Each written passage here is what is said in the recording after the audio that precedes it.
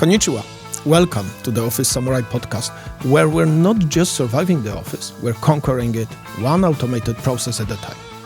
This time, we're going to be discussing AI assistants and AI agents, those clever little AI creatures that are making our lives easier, or at least more entertaining.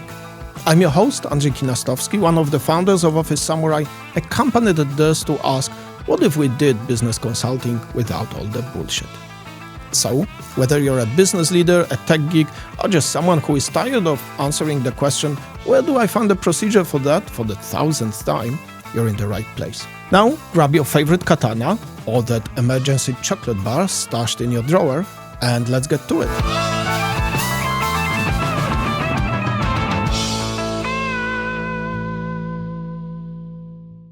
AI agents.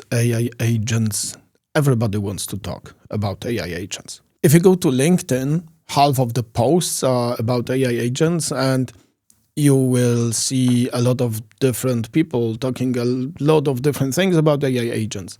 They will destroy us. They will save us. They will take our jobs. They will create amazing jobs. They will do everything perfectly, or they screw everything up. Everybody talks about AI agents, and everybody wants to do AI agents, and a lot of people are kind of pretending to do AI agents. Recently, we got news about this company, Nate. It was a company that claimed to have AI agents that would finish the buying process for you. So if you were on an e-commerce site and you wanted to buy something, basically you would just use Nate to wrap everything up. And they raised more than $50 million in capital to expand the company. Recently, we have learned that the automation rate of all of this shopping has been 0%. And all of those transactions have been processed by hundreds of human contractors who are working in call centers in the Philippines and in Romania. And there will be more and more of cases like this, because where there's hype, there's people who want to use this hype to either make you successful or to screw with you. So you do need to watch out for bullshit around AI agents. Very often what is presented as an AI agent is really a lot of ifs or just a lot of people doing the work, which is, funnily enough, which is not that bad. You know, when you think about all of the people fearing that AI will take their jobs, here we have something completely opposite. We have AI giving work to the people. So, you know, from that perspective, it's not all that bad. And there are a lot of consultants on the market who will advertise to you this idea that AI agents are already so good that you can build whole teams of AI agents that will be working together, and they will have AI agent bosses, and they will have AI agent auditors, and basically AI agents all around. Now, this, for now, can work in a lab, but it's not something that you will see in your company this year or next year. I'm sure someday that's how it's going to be. But for now, this is just testing. This is all labs. This is all working only in very, very specific cases. But it doesn't mean that it doesn't make sense to go into AI agents. It doesn't mean that you should skip this technology. There is a lot of stuff that AI agents can already do for you. And I want to talk today about the things that we know because we have tried and we have implemented, the things that already AI agents can do, the things that AI agents can already help you with. Before we get into that, we need to talk about the wording of it all. So AI agent is used to describe a lot of different things. And what we try to do in Office Samurai is to show people the difference between an AI assistant and an AI agent. Let's start with AI assistants. What is an AI assistant? Basically, when OpenAI first showed their ChatGPT to the world, all of the companies started thinking, this is quite an amazing tool. and it can talk to people in a natural language. So how about we teach the model the knowledge from our company, our procedures, our standards, and we then have this agent that can help our people answering their questions about all of the knowledge of the company. Now, teaching the model is not really the way to go, because teaching a model is a very complex process and it's quite costly. So you don't really want to teach the model your data, because that would cost you a lot, and every time the data changes, you would have to retrain it. That would not make sense, maybe in some very, very specific cases. But what we can do is to use what is called a RAG, which stands for retrieval augmented generation. And the idea is that you take the knowledge of your company for a given subject or for a given department, and you prepare this data, you slice it, and there's a few other things that you need to do around it, and then you put it somewhere. Usually that would be a vector database. A vector database is this magical kind of a database where we can store knowledge and where we can search for knowledge, but not in a traditional way where we would compare words or phrases, but in a way that we can look for meaning. So it doesn't matter how you phrase your knowledge, you can still find it in the vector database, even if you put this knowledge into completely different words. So in a RAG framework, you put the knowledge in this vector database, and then what happens is when the user asks a question to a RAG framework that is hidden behind some sort of a chat, the RAG application first asks the database, find me all pieces of data that could have something to do with an answer to this particular question that the user asked me. And the vector database gives us back chunks of the knowledge that may be in any way connected to the question that has been asked. And then the RAG can do some cleaning and so on this data, but it basically sends this data as a context to the Gen AI model, telling it, answer this question from a user in the context of this knowledge that I got from the vector database. And this way, the model can answer questions in the context of our company's knowledge without teaching the model itself.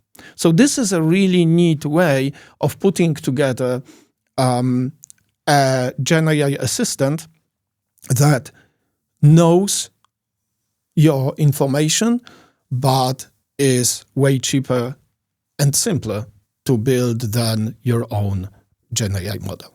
Let's talk about an example.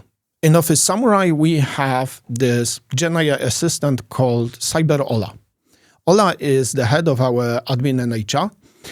And we're not a big company, we're only 40 people, but our admin and HR already is getting a lot of repeating questions where people ask the same kind of questions over and over, and answers to those questions they could find in our procedures and in our documentation, but very often they just don't even know where to search for it. So we have created a Cyber Ola as an alter ego of our Ola, the head of the department, and Cyber Ola is performing some of the functions of our HR and admin team. So every one of our employees can open a chat with a Cyber Ola on Teams. This is a tool that we use for communication within the company.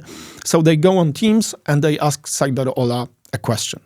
And they can ask different kinds of questions. It can be something simple like, how do I book a meeting room?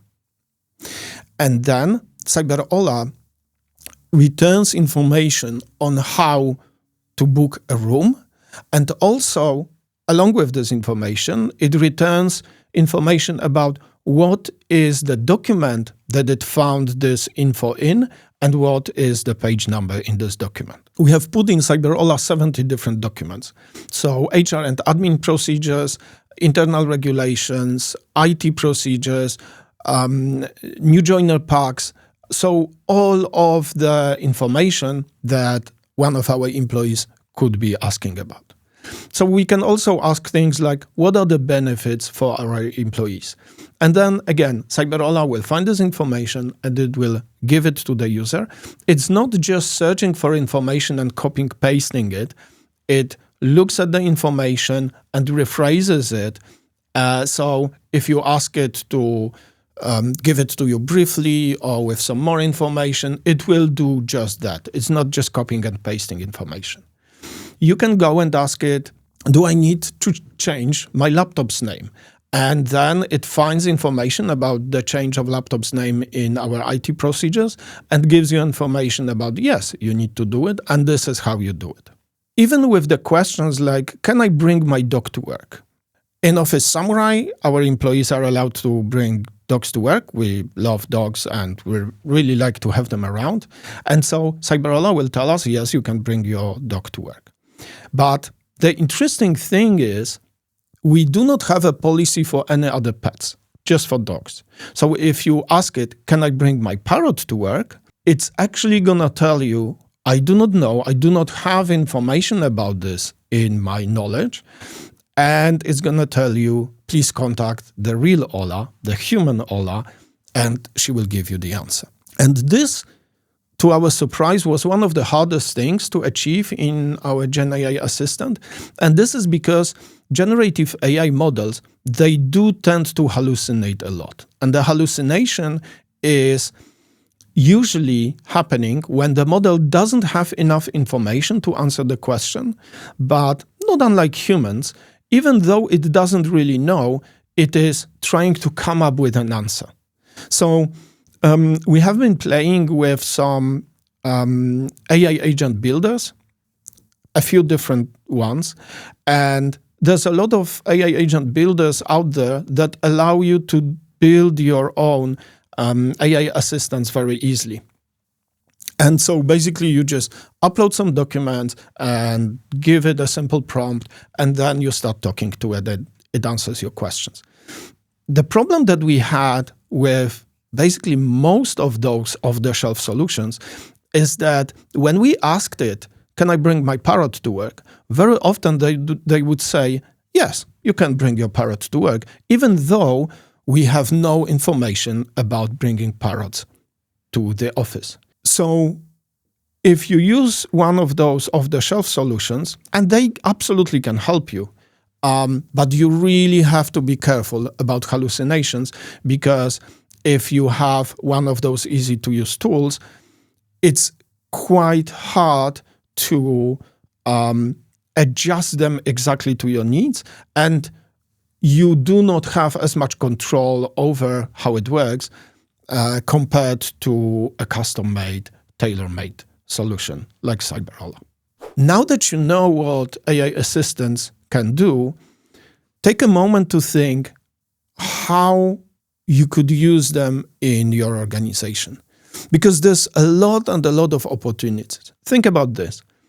You have your sales team, and your sales team could have an assistant that gives them information about your products, about specifications, is able to compare things, right? So you feed your AI assistant with all of your product information, and then your sales team doesn't have to go through all of this documentation to actually find the answers. Or you can prepare one for your finance team. You feed this assistant all the rules and practices and procedures for your finance. And then if they don't remember how to book something or who can do this particular thing, they can go to it and it will tell them. And not only it will tell them, it will give them information where, in which particular document, on which particular page, they will be able to find the answer to this question so they can double check the answer. You could even do one for your IT service desk, so they don't have to ask users to restart the computer over and over. An AI assistant can do it for them. So those are AI assistants. And I believe they have huge potential in our business processes and in the automation of the tasks that we and our people are doing. But there is the next level to it. And the next level are AI agents. And we want to separate AI assistants from AI agents because AI agents, if you say AI agent, this implies that this AI has actual agency, right? So from our perspective, if it only answers questions, it's an AI assistant. If it can also do things for you, then it is an AI agent. So we have implemented certain things into our Cyber Ola to make it agentic. One of the things that we do as a company, we provide a lot of trainings. So when one of our trainers provides a training, every time they need a training survey, right? And our admin team used to prepare those surveys for our trainers. But as we do a lot of those trainings, this has become quite a chore. So now a trainer can go to Cyber Ola and say, hey, I need a survey for the training I'm doing. And the framework that we have created, it understands that this is not a knowledge kind of question. So it doesn't go to the RAG framework and to the logic of an AI assistant. It understands that this is where we should use one of the tools that Cyber Ola has. So for this tool, Cyber Ola knows that there are certain parameters that it needs to perform the task. So it's going to ask us about the company name, about the training name, so all the things that are needed to prepare a training survey for a trainer. And so when I give this information to it, it contacts through an API. First, it contacts JotForm, which is a tool that we use for our surveys. And through an API, it creates a standard survey for a training. It injects the information that it got from the trainer. So what company is it for, the name of the training, the name of the trainer. And after it has created the survey, through another API, it creates a short link to this survey and also generates a QR code that the trainer can just copy and paste to the presentation. So this way, we have spent some time on the programming of doing those things automatically, programmatically, and we have plugged it into Cyber Ola. So now our admin team doesn't have to do this anymore. Our trainers go to Cyber Ola and they create the surveys for themselves using this AI agent. Another thing it can do is in the Polish labor law, when you buy glasses, your employer needs to reimburse you at least for the part of the cost. And to do this, you need a form that you fill in and you send it to your admin team. And so what we did is we have created another agentic tool where if you say to Cyber Ola, hey, I need to reimburse my glasses, it's going to ask you all the relevant information that it needs to create this form for you. So invoice number and the date of purchase and the total amount. And once I give this information to our Cyber Ola, it creates a PDF with all of this data I have provided injected in the right places, and it uploads it to the channel on which we are speaking. So basically, I just ask it like I would a human, and it creates the thing for me. I just send it to the administration. And we have other agentic tools implemented into our Cyber Ola. It helps us find booking slots for people within the company by contacting the Microsoft Graph API. It can prepare other HR documents, and we keep on adding new functionalities to it. On one hand, to make the lives of our people and our admin team easier, But on the other hand, also because we just really want to test it and we want to see what the limit to it is. And it seems that we are nowhere near to it.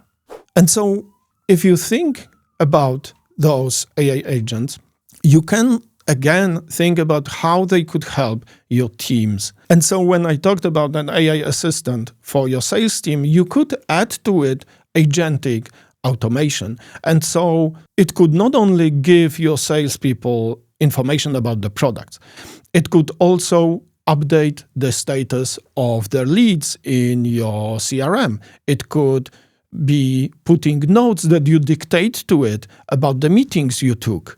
It could prepare quotes and offers for you. When talking about your finance team, it could not only tell you how to do things and guide you to the procedures that you need, but your people could be requesting an agent to do a booking, to do a clearing, to prepare a report. For your IT service desk, you could have an agent that allows a lot of self-service for your people. So maybe you go to it and you ask it for access to a certain transaction in your ERP system. And then an agent kicks off a workflow where somebody needs to approve your access. And then once it's approved, it's being added automatically in your systems. And then the agent tells you, okay, now you have your access.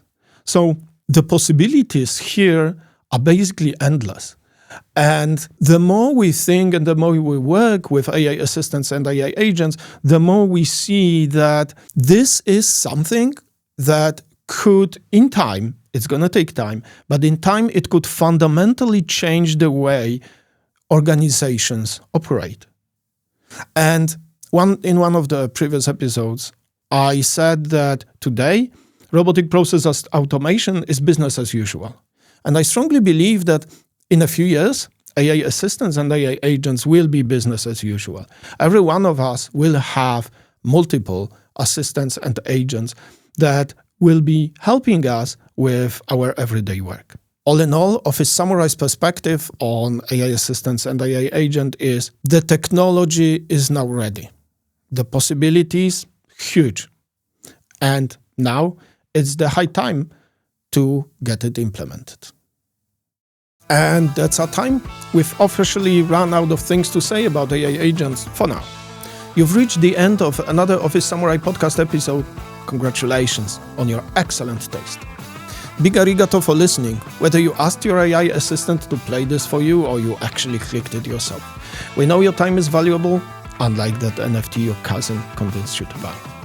Massive thanks, as always, to the irreplaceable human element behind the scenes, Anna Zubal, our tireless producer, who keeps the chaos confined to a carefully crafted Kanban board.